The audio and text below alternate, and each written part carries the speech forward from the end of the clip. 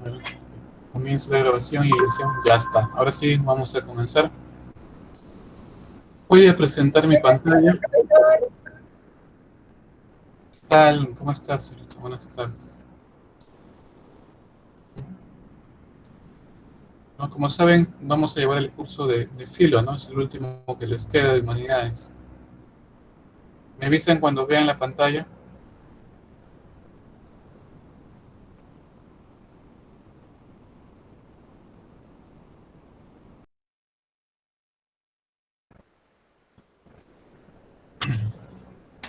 Ya está presentando, profesor. Ya, ok, entonces ya se ve. Ya, gracias, muchas gracias, muchachos. Vamos a ver. Bueno, estoy yo. Entonces me presento, soy Luis Carrera y vamos a llevar conmigo el curso el curso de filosofía durante estas 20 semanas. Como ya saben, la primera semana es una semana de introducción a la filosofía. Luego vamos a ver la filosofía a través de la historia de la filosofía, ¿no? Por periodos, desde la antigüedad hasta la época contemporánea. De ahí lo vamos a ver mediante disciplinas filosóficas.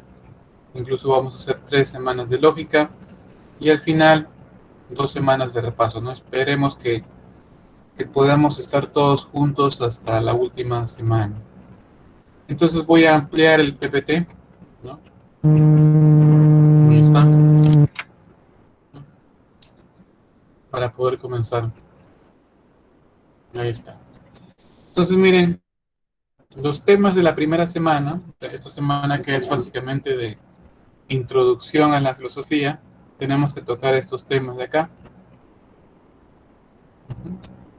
Como ven, sobre el origen de la filosofía, la etimología de la palabra filosofía, la definición de filosofía y las características, como ven ahí, de la actitud filosófica. Por último, brevemente lo que son las disciplinas filosóficas. Esos son los temas que nos toca hoy. Siguiente. Nos toca hablar entonces de la etimología de la palabra filosofía. Pero miren, para entender lo que es la etimología de la palabra filosofía, hay que entender sobre el origen de la filosofía. Entonces vamos a hacernos la siguiente pregunta, la siguiente interrogante. Miren, si yo me pregunto en qué civilizaciones en la antigüedad existió por primera vez la filosofía, ¿no? En qué civilizaciones, en qué culturas en la antigüedad apareció por primera vez la filosofía, yo tranquilamente me puedo responder, ¿no? Que la filosofía apareció por primera vez en el mundo griego, ¿no? Por cultura general lo sabemos que en la cultura helénica, en la cultura griega, apareció por primera vez la filosofía, ¿no? Como que es el lugar más famoso, más conocido, donde supuestamente surgió la filosofía. Pero yo les digo que está bien, pero también hay otras culturas, hay otras civilizaciones en la época antigua donde apareció también por primera vez la filosofía.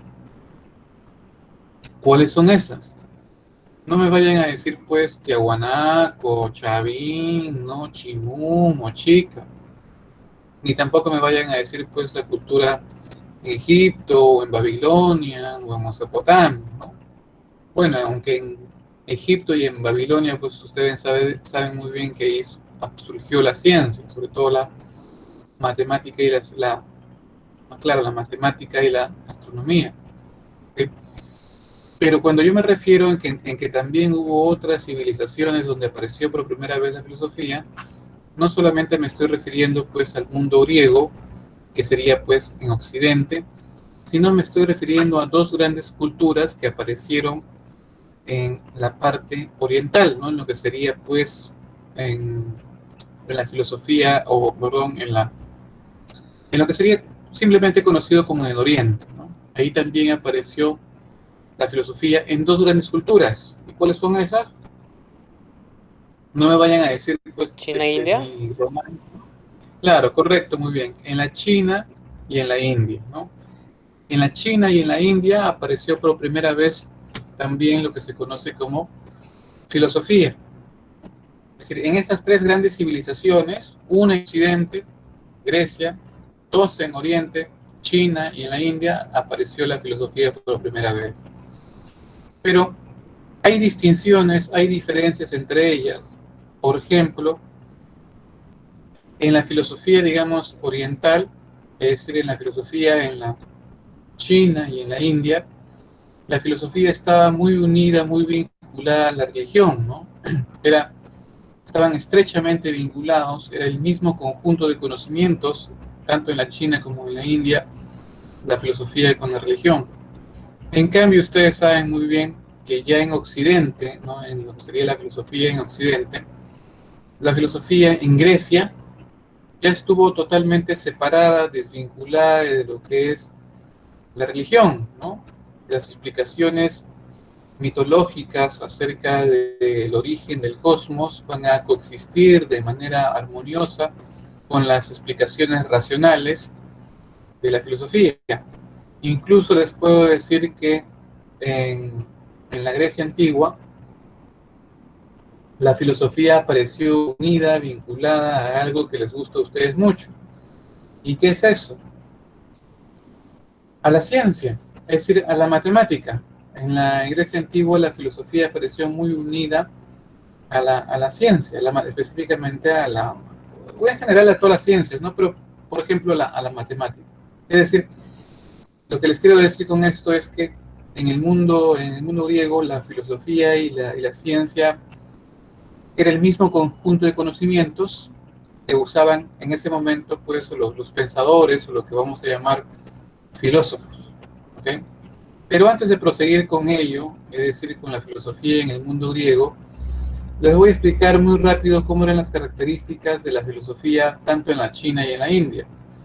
Como ya sabemos, en Oriente la filosofía en la China y en la India está muy vinculada a la religión. Pero, por ejemplo, en la China, en la filosofía en la China, o la filosofía china, la filosofía, reflexionaron obviamente los filósofos chinos, reflexionaron sobre muchos temas filosóficos, pero principalmente, digamos así, se interesaron por reflexionar acerca de preceptos morales. Es decir, si lo vemos de la perspectiva occidental, diríamos pues que los filósofos chinos tuvieron mucho interés filosófico por lo que sería la ética y la filosofía política. Están muy interesados pues en organizar y guiar sus sociedades, ¿no? Ahora, también ahí podemos rescatar en la filosofía china tres grandes corrientes filosóficas.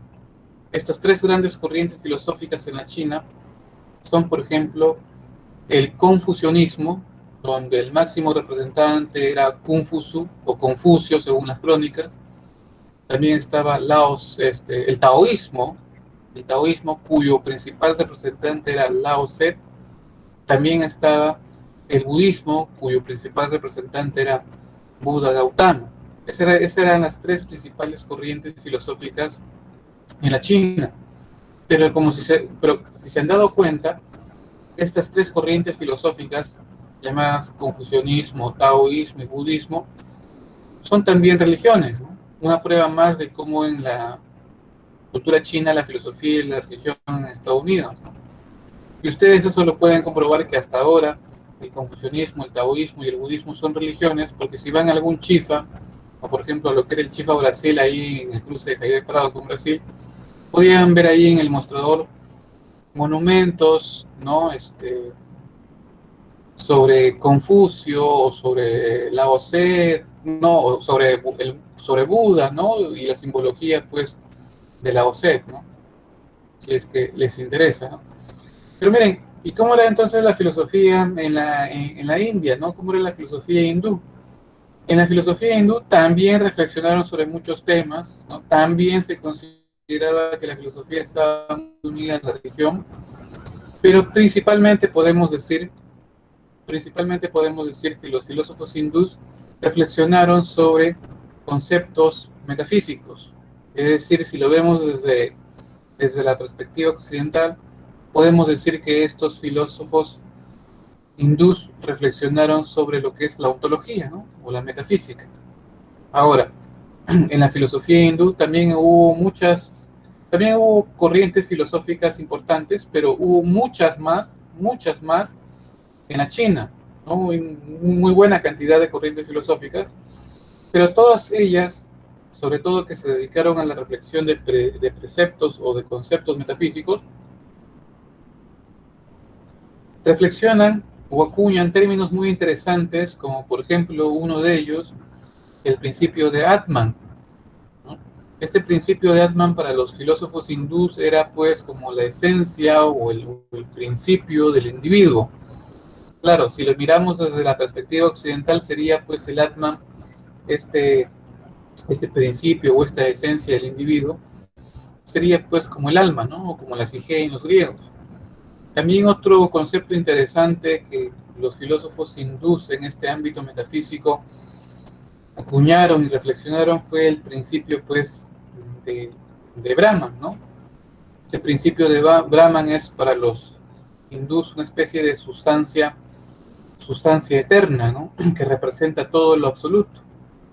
Claro, desde la perspectiva occidental podemos llamar a este Brahman de los filósofos hindús una especie pues de idea absoluta en Hegel, por ejemplo, ¿no? Lo podemos interpretar, ¿no?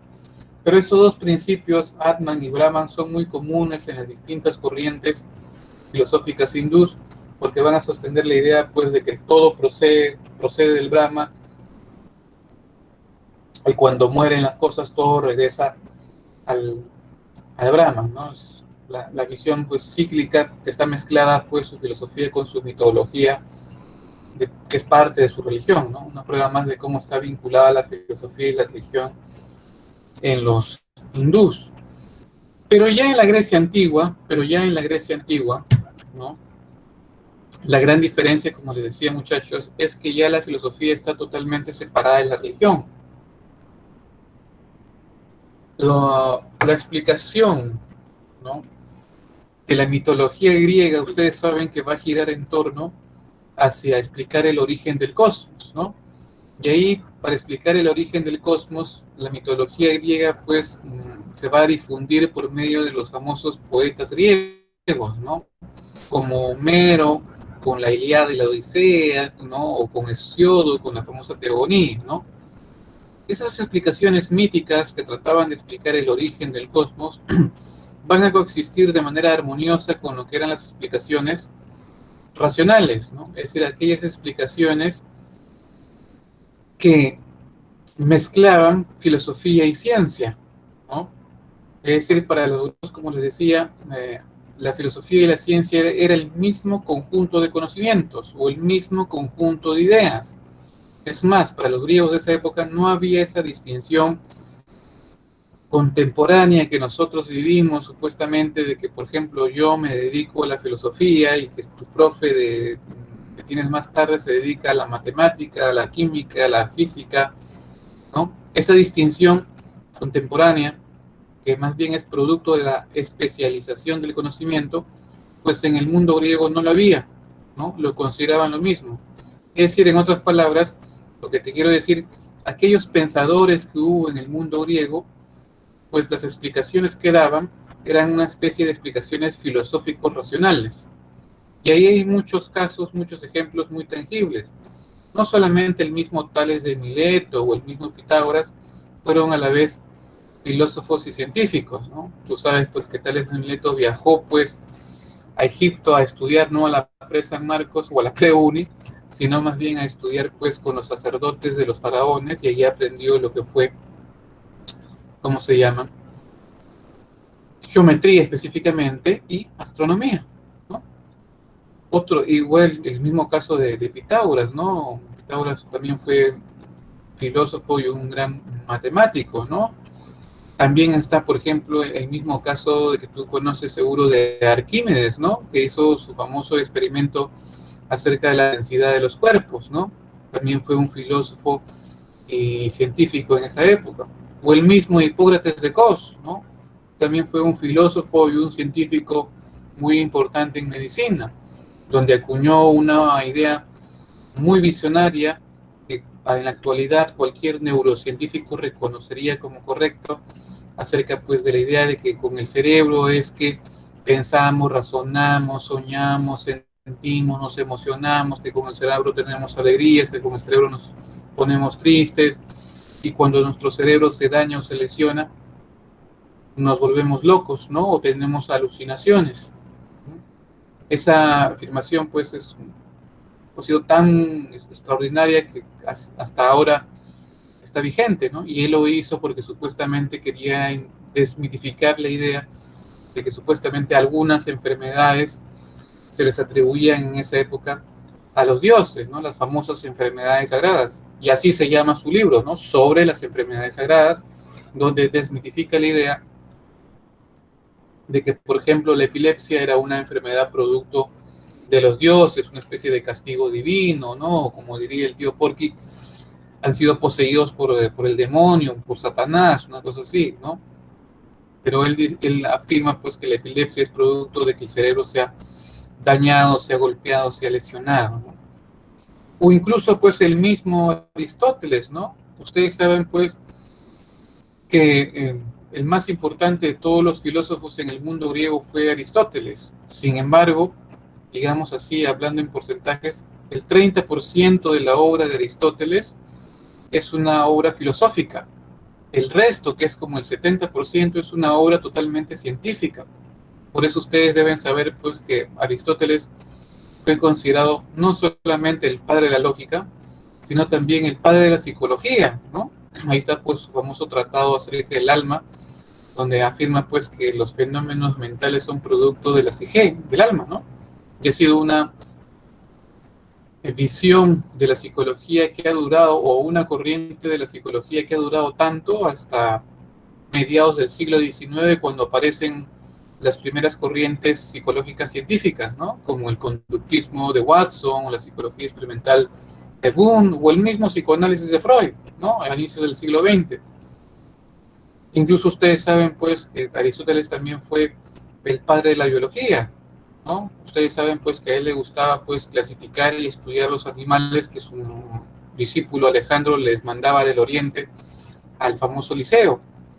Y hasta donde se conoce por su tratado sobre los animales, hizo más o menos la disección, supuestamente hizo un mapa anatómico, un mapa de la anatomía de más de 110 animales, ¿no? Como moluscos, peces, venados, etcétera, ciervos, etcétera, y que lo hizo con tal precisión, con tal exactitud, la descripción de los órganos, de las venas, las arterias, los músculos de estos animales, que se supone ha hecho disecciones en animales, ¿no? Se supone, ¿no? Es posible, lamentablemente no hay la prueba contundente, solo esos dibujos donde él explica detalladamente, ¿no? Los órganos, etcétera, ¿no?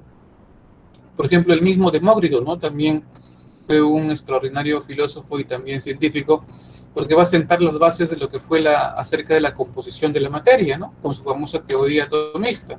Y ustedes lo saben muy bien, porque cuando aparece John Dalton a mediados del siglo XIX, pues su teoría atómica tiene la base filosófica en Demócrito. Tanto Demócrito como Dalton coinciden en que los átomos son indivisibles e indestructibles, ¿no? Ya Dalton, pues, se encarga de agregar ya otros conceptos científicos sobre el átomo que son propios, pues, de su época, ¿no? Pero como se dan cuenta con todos estos ejemplos que les pongo, muchachos, la filosofía y la ciencia han estado muy unidas en el pensamiento de los griegos, ¿no? No ha sido casual, no ha sido accidental. Y esta idea no la he sacado de Wikipedia, sino la he sacado de este bonito libro llamado Historia de la Física, de un astrónomo inglés llamado James Jeans, ¿no? Así como tu pantalón, igualito, James Jeans, ¿no? Ojalá lo puedan conseguir, ¿no?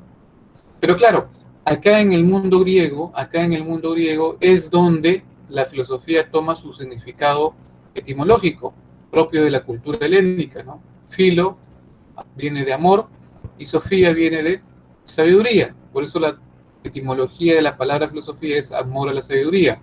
Por ende, el filósofo, ¿no? El juego filósofos, viene a ser el amante de Sofía o el amante de la sabiduría. Bien, ¿verdad? ¿Están ahí? Colgado Robistar. ¿Están ahí, no, muchachos? Sí, Sí, ¿no? profe. Ah, ya, muy Sí, sí, profe. bien. Ya, prosigo. Ya, es que a veces Robistar juega una mala pasada. Ya, entonces vamos a continuar. Miren, antes de proseguir, ¿no?, y hablar de la definición de filosofía y sus definiciones, vamos a hablar de el origen de la filosofía en el mundo griego, es decir, en la filosofía occidental.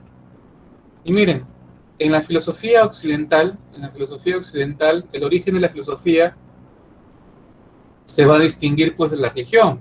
Por eso yo les decía que las explicaciones de la mitología griega son aquellas que se van a basar del famoso caos al cosmos, ¿no? Del caos al cosmos, es decir, del caos al orden, o simplemente del caos al universo.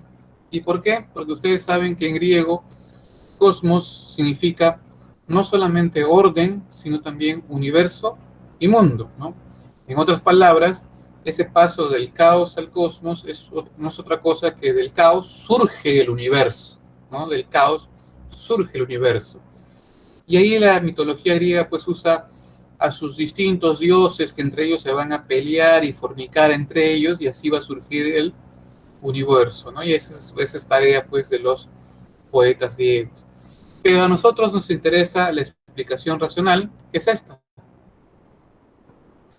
Este de acá, el famoso paso del mitos a logos, es decir, del mito a la razón. Porque ustedes saben que en griego logos tiene varias acepciones como cosmos, pero logos en griego, la acepción más conocida, famosa, es la de tratado, estudio, pero también es la de palabra, y sobre todo razón, ¿no? Por eso este paso del mito a logos es el paso de las explicaciones mitológicas a las explicaciones racionales. Pero para entender este paso hay que tener en cuenta cuatro factores que han permitido este paso del mito al logos.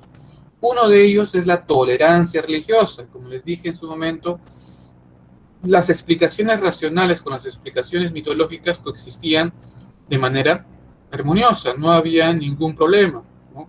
Como diríamos en la actualidad, había libertad de ideas, ¿no? No había gente así como la del tío Porky, por ejemplo. La otra razón que permite este paso del mitos a logos es, por ejemplo, que los griegos eran cosmopolitas. ¿Qué quiere decir cosmopolitas? Cosmopolitas no tienen nada que ver con la revista que leen las señoritas, sino cosmopolitas tiene que ver con este mapa. En este mapa, como pueden ver, está el desarrollo de la cultura o la ubicación geográfica de la cultura griega. Pero centrémonos en este mapa pequeño de acá abajo. Ahí está toda la cuenca del Mediterráneo. Y en toda la cuenca del Mediterráneo aparecieron polis griegas. Obviamente, sí es correcto que las principales polis griegas aparecieron en la península ática, ¿no? Lo que hoy es Grecia, ¿no? Como la polis de Atenas, ¿no? De Esparta, de Corinto, de Tebas, de Delfos, de Macedonia en las montañas. Pero también hubo polis en la costa occidental de Turquía, como Efeso, Mileto, ¿no? Rodas, en la costa occidental de Palestina, ¿no? En Creta, en el norte de Egipto, en la península itálica, ¿no? Como la polis de Sicilia o la polis de Elea, ¿no? Y también al sur de la península ibérica, es decir, por todo el Mediterráneo hubieron polis griegas, ¿no? Por eso los griegos estaban en contacto, por el comercio obviamente, estaban en contacto con otras culturas, como los egipcios al sur o los medos persas al oriente.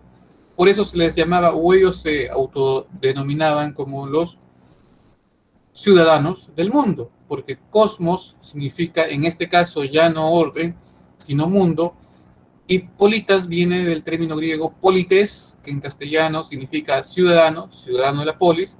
Por eso la traducción literal es ciudadano de la polis, perdón, ciudadano del mundo, ¿no? Ese intercambio de ideas, ¿no? Esa asimilación de ideas ha permitido pues estas explicaciones racionales, ¿no?, basadas en el logos se desarrollen, ¿no? Y eso es un caso tangible, es, por ejemplo, no solamente Tales, que viaja a Egipto y asimila la ciencia, sino también Pitágoras, porque ustedes saben que ese famoso teorema pitagórico de que la suma de la hipotenusa al cuadrado es la suma de los catetos al cuadrado, ese teorema pues ya estaba muy vigente en lo que era la cultura en Babilonia. Simplemente él lo recoge de ahí, lo asimila de ahí y lo lleva al mundo griego.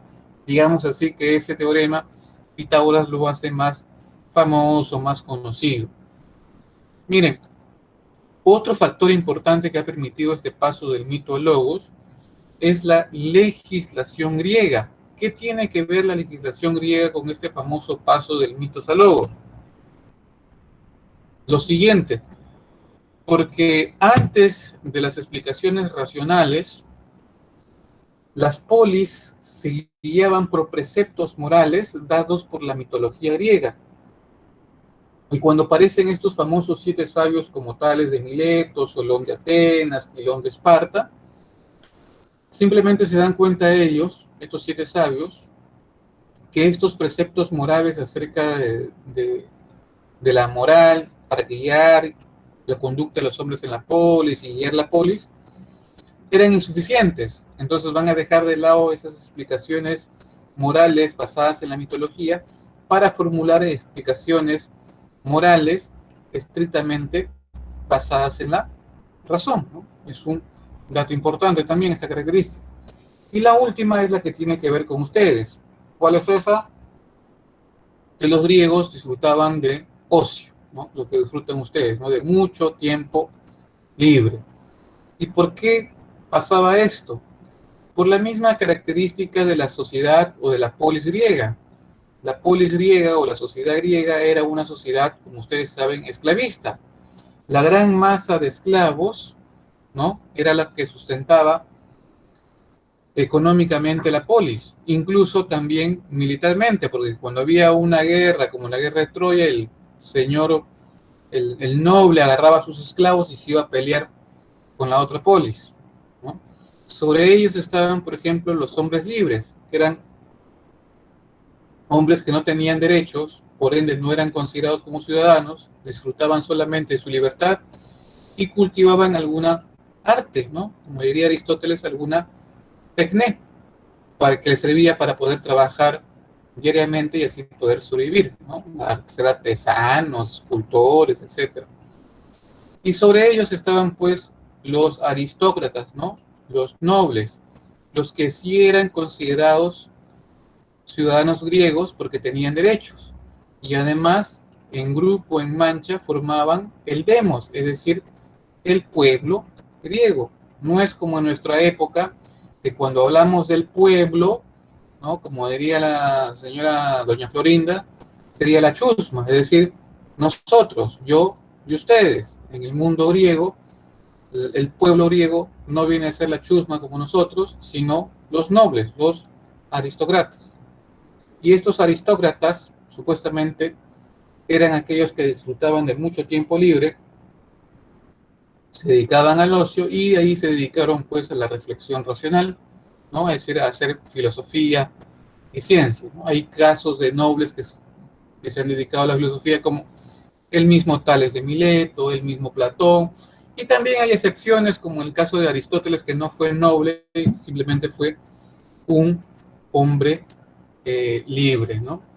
Ahora miren, si nos preguntamos sobre la definición de filosofía, como dice la diapositiva, no existe una única definición de filosofía, y eso es porque ya plantearnos esa pregunta de qué es la filosofía es un problema filosófico.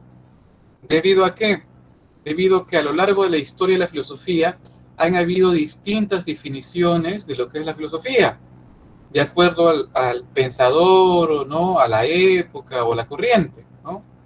Por ejemplo, aquí en esta otra diapositiva hay 4 definiciones de filosofía: la de Pitágoras, la de Tomás de Aquino, la de Hegel, incluso la de este filósofo alemán llamado Martin Heidegger, ¿no? Como pueden compararlo, son totalmente distintas. Incluso yo les puedo dar otras definiciones, como la definición de Sócrates que decía que la filosofía es el afán que siente y tiene el hombre o el ser humano por saber de sí mismo. Es decir, para Sócrates la filosofía es como que la búsqueda permanente de la sabiduría y de la verdad, y que supuestamente esa sabiduría, esa verdad, la va a encontrar dentro de él. Por eso Sócrates adoptó ese famoso precepto que estaba escrito en el templo de Apolo, en la polis de Delfos, que decía, conócete a ti mismo. O por ejemplo, la definición de filosofía de Aristóteles que decía que la filosofía es aquella ciencia, miren, ¿no? Aquella ciencia que estudia las causas primeras de la naturaleza, ¿no? Una definición sistemática, ¿no? El clásico estilo aristotélico, ¿no? O por ejemplo, un contemporáneo a Heidegger es, por ejemplo, Wittgenstein. Wittgenstein decía que ya la filosofía no era una búsqueda de la sabiduría ni una ciencia, sino que más bien la filosofía para Wittgenstein era una actividad. ¿Y en qué consistía esta actividad? En aclarar los malentendidos del pensamiento producto del mal uso del lenguaje. Como se dan cuenta, las definiciones de filosofía han variado de acuerdo al pensador, a la época, a la corriente, ¿no? Por eso es un gran problema filosófico saber con exactitud qué es la filosofía, ¿no? Hay distintas definiciones de acuerdo al gusto. Pero han sido preguntas llamadas filosóficas las que han llevado a toda esta reflexión filosófica, ¿no? Como estas de acá, ¿no? Preguntas filosóficas, acá están. Es decir, las preguntas filosóficas han sido el punto de partida para la reflexión filosófica. Preguntarnos como, por ejemplo, ¿qué es el universo? ¿Cuál es el principio del universo? ¿Cuál es el sentido de nuestra existencia? ¿Qué es el hombre? Pero para que estas interrogantes surjan, hay una interpretación de Aristóteles que dice que se basa en el famoso estado de asombro. Aristóteles con el estado de asombro dice que supuestamente el hombre cuando apareció por primera vez en la naturaleza, entra en contacto con la naturaleza y se va a asombrar ¿de qué? De la armonía, de la complejidad, incluso de la belleza que ve en las cosas. Es decir, por ejemplo, de la armonía, de la complejidad, incluso de la belleza que ve en la noche en las estrellas, o en el atardecer del sol, o en las olas del mar. Y eso, esa admiración va a provocar en el hombre que se plantee esas interrogantes y por ende busque saber. Pero si nos damos cuenta, si eso es así, pues no solamente el filósofo se admira de esas cosas, se interroga de esa manera y busca saber, sino también pues el científico, el hombre religioso o el hombre cotidiano como el guachimán de mi cuadra o el chofer de combi, etcétera, etcétera, ¿no? Todos pasan por el mismo proceso, ¿no? Incluso por eso decía Aristóteles en la metafísica de que todos los hombres por naturaleza desean saber, ¿no? Haciendo hincapié en que la búsqueda del conocimiento es una inquietud normal, común en todos los seres humanos. Entonces, ¿dónde está la diferencia?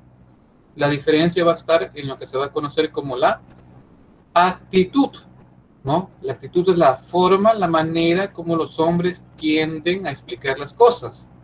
Por eso hay una actitud no solamente filosófica, sino también científica, religiosa, psicológica, cotidiana, etcétera, etcétera. Pero hoy día la actitud que nos interesa a nosotros es hablar de la actitud filosófica. Y la actitud filosófica, como ven ahí muchachos, tiene 5 características. Comencemos con la primera, que es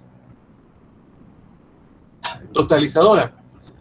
La característica totalizadora de la actitud filosófica consiste en que el filósofo cuando busca explicar las cosas, busca explicarlos de manera total, en conjunto, ¿no? De manera general, universal. Les doy un ejemplo. Si nosotros queremos definir, por ejemplo, qué es el hombre, lo podremos hacer de la siguiente manera. Bueno, claro, si nosotros somos religiosos, quizás como el tío Porky o de la época medieval, podríamos basarnos en nuestra explicación en el famoso creacionismo. Es decir, que el hombre es producto de la creación de Dios y que tiene un alma que es inmortal. Pero si nos basamos desde el punto de vista de la epistemología, podemos decir pues que basar nuestra explicación en la famosa evolución de Darwin, ¿no? Decir que el ser humano es una especie más que ha aparecido en la Tierra y que ha sido producto de la selección natural, es decir, de adaptarse a su nuevo ambiente, de adaptarse a nuevos hábitats y de competir por sobrevivir, ¿no? Y esa competencia y adaptación a nuevos ambientes ha permitido que el ser humano en su momento desarrolle ciertas características, como cuáles, una posición bípeda erecta, y que eso le ha permitido, por ejemplo, desarrollar sus extremidades superiores, tener manos para poder coger herramientas, utensilios y así poder alimentarse y defenderse. Y también, lo más importante, desarrollar pues la capacidad craneana, lo que implica desarrollar pues un cerebro. Al desarrollar un cerebro bastante sofisticado, ha podido desarrollar lo que conocemos como mente, ¿no? Y ese desarrollo de la mente le ha permitido pues no solamente percibir, razonar, ¿no? Pensar, sino también desarrollar un conjunto de sonidos y símbolos llamado lenguaje. Además nos damos cuenta con la evolución de Darwin que el hombre pues no es un ser aislado, no es un ser gregario que le gusta así para poder protegerse, como dirían ustedes, en mancha, ¿no? Y así cazar y viajar, ¿no? Si se dan cuenta, en esta definición he tratado de abordar todas las características que posee el ser humano. Esa es una característica de la actitud filosófica que es totalizadora. La otra característica es que es radical.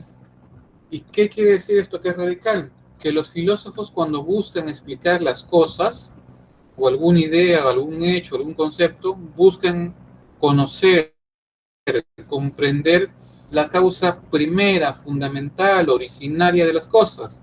Buscan comprender la causa fundamental, originaria o primera de las cosas. Y eso en filosofía se conoce, aquella causa fundamental, primera de las cosas, al famoso concepto de ser. Ese famoso concepto de ser ha tenido distintos nombres a lo largo de la historia de la filosofía occidental. Por ejemplo, los presocráticos lo llamaban arjé, al ser. Platón lo llamaba las formas. Parménides y Aristóteles lo llamaban el ser.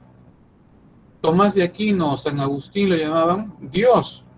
Marx, Lenin lo llamaban la materia. O Hegel lo llamaba la idea absoluta. Es decir, distintos nombres para referirnos a la causa primera, originaria, fundamental de las cosas, que es la llamada ser. La otra característica es que es racional. La actitud filosófica es racional. Y esta es una gran diferencia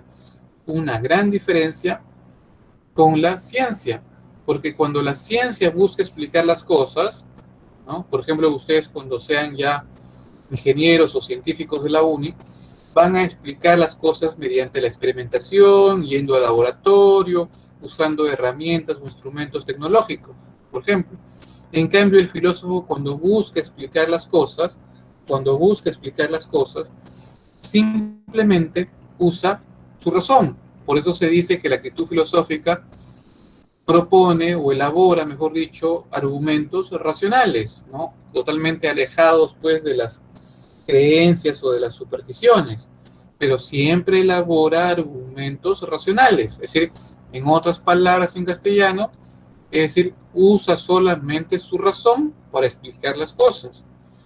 Ahí un ejemplo tangible es, por ejemplo, Platón cuando explica el conocimiento. Ustedes deben recordar por el siglo pasado que cuando Platón explica qué es el conocimiento, plantea una teoría. Esta teoría es la famosa teoría de la reminiscencia, donde sostiene ¿qué cosa? Que supuestamente el demiurgo nos puso el conocimiento en la razón antes de que el ser humano pues se reencarne en este mundo material, pero cuando se reencarna en este mundo material, como que padece un shock y se olvida del conocimiento, pero cuando entra en contacto con las cosas en el mundo material, comienza a recordar progresivamente el significado o las características de las cosas.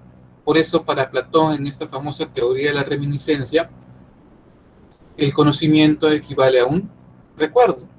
Para plantear esta teoría de la reminiscencia, pues Platón pues no usó ningún instrumento tecnológico o científico o fue al laboratorio, simplemente usó su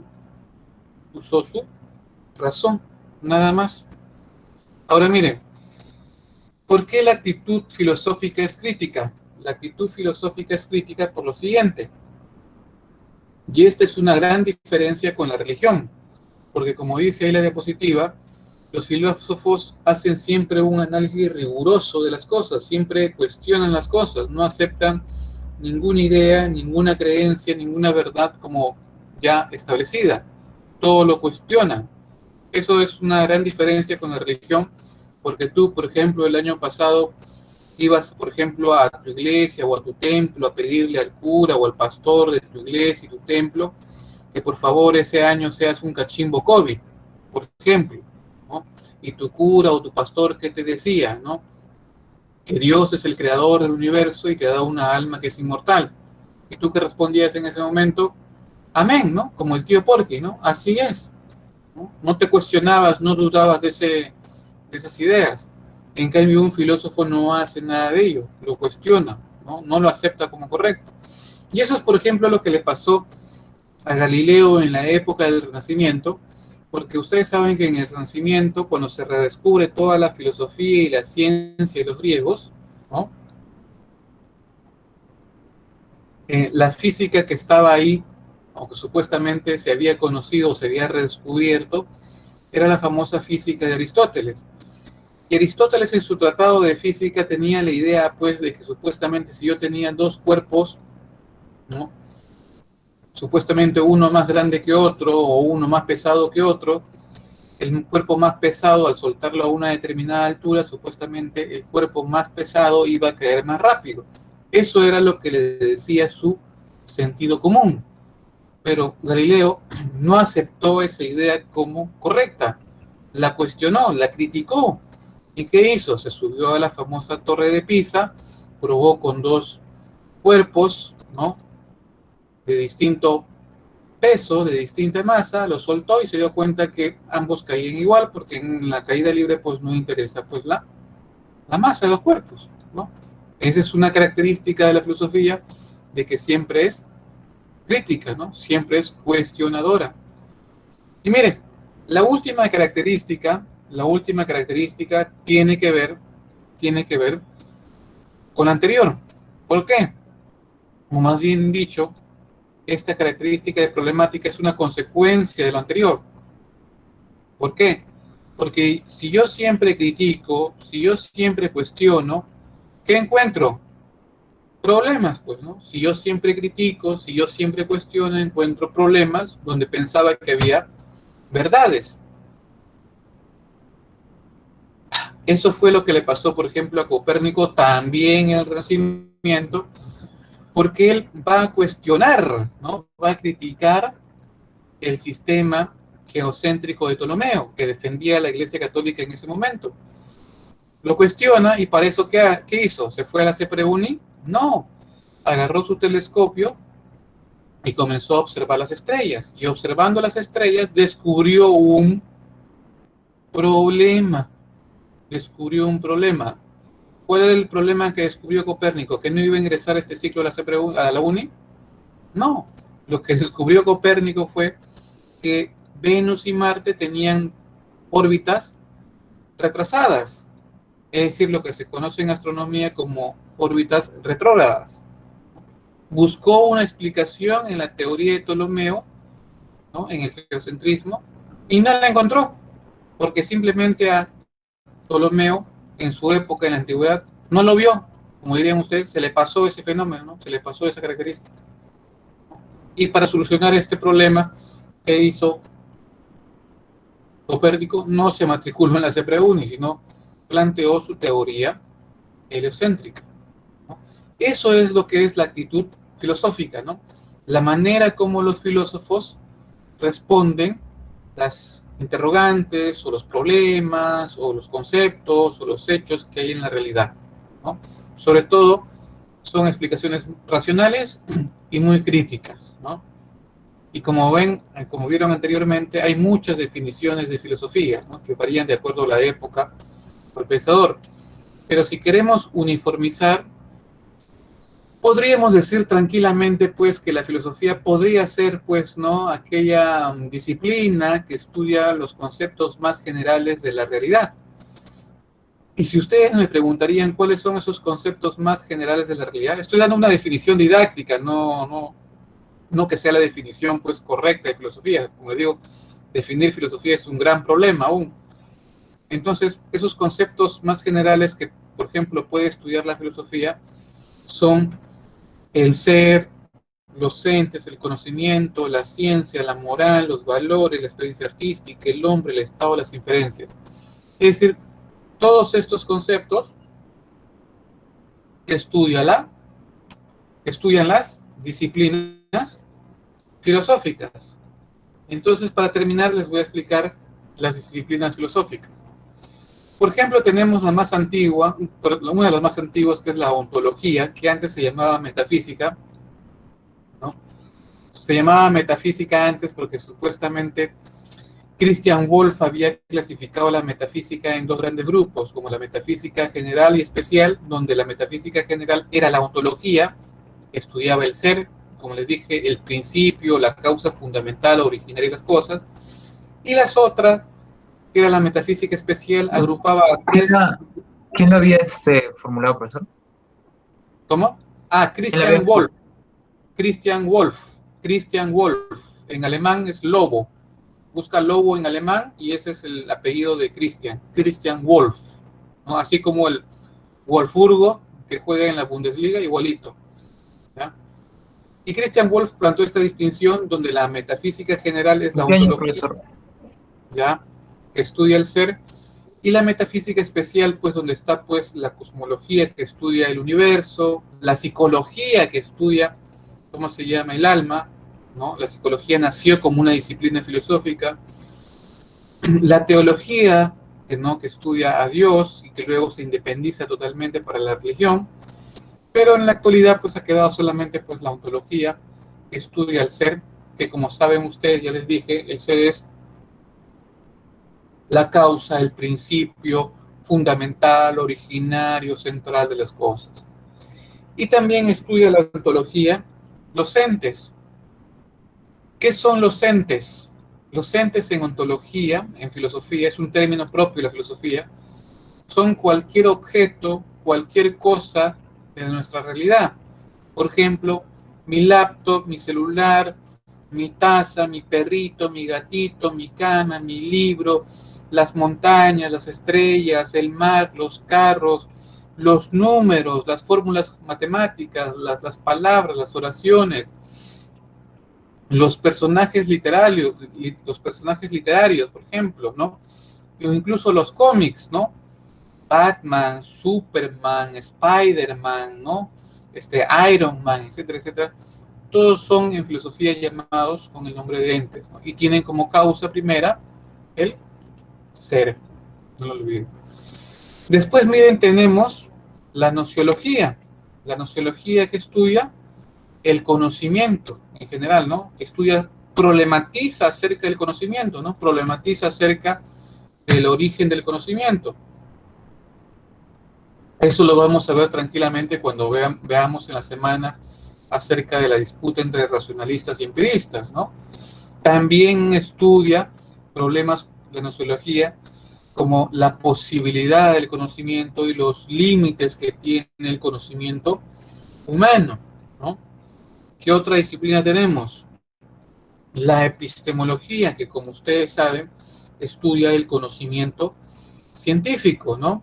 Estudia las actividades o las funciones de la ciencia, estudia el método científico, si es un método axiomático propio de la matemática o un método experimental como harían la física o la biología o la química, ¿no? También se estudia ahí, pues, las características del conocimiento científico, ¿no? Ahí ustedes saben que la principal característica del conocimiento científico es que es perfectible, ¿no? Es un conocimiento que se va a ir mejorando progresivamente. En la ciencia, pues, no hay definiciones ni últimas ni absolutas que valgan para siempre, ¿no? Por eso una vez decía Albert Einstein que, por ejemplo, ahora la gravedad nos sirve para explicar que nosotros caminamos sobre la superficie de la Tierra pisándola, ¿no? Pero puede pasar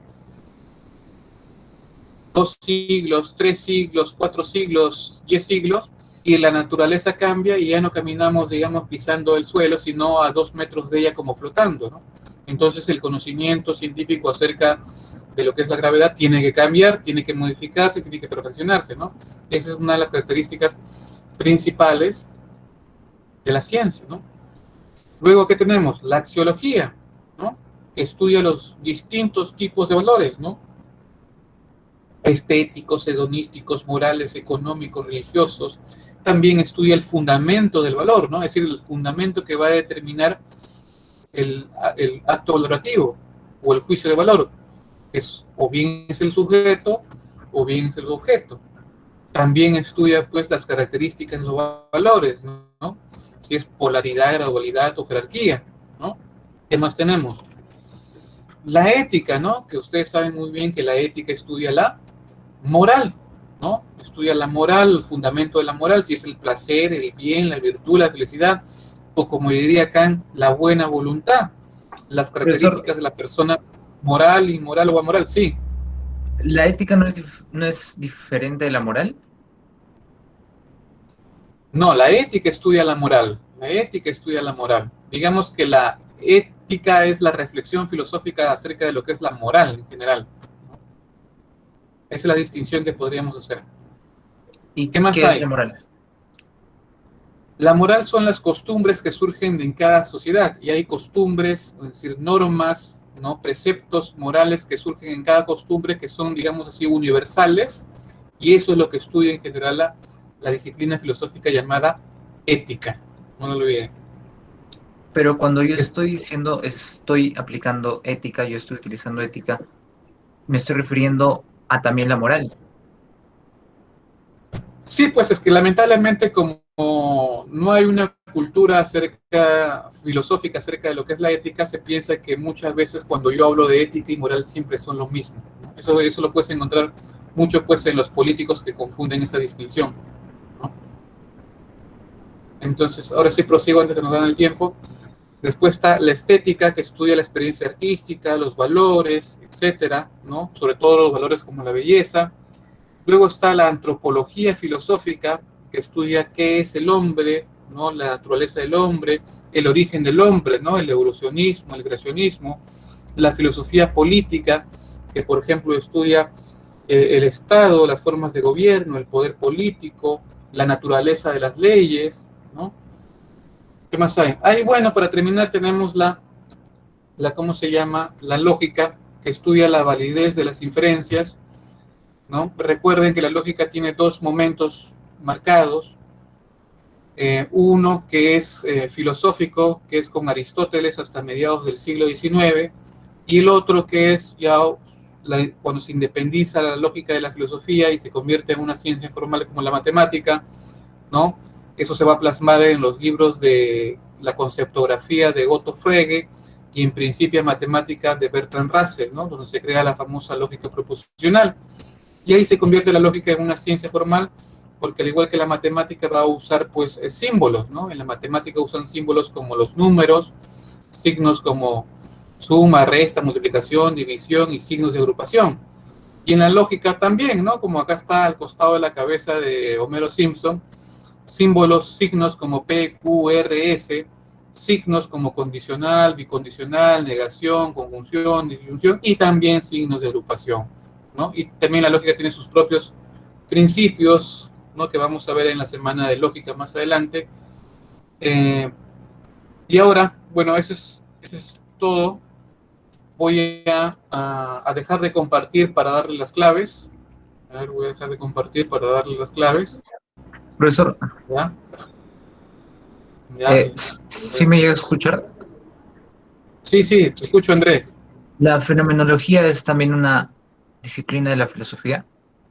No, es una corriente filosófica, así como el existencialismo, o así ¿Cómo como la es filosofía analítica. qué Es diferencia una, de una disciplina de una corriente? Una corriente filosófica es planteada estrictamente por un filósofo, ¿no? Iniciado por un filósofo que plantea todo un sistema de ideas para comprender cierto ámbito de la reflexión o cierto ámbito del mundo, ¿no?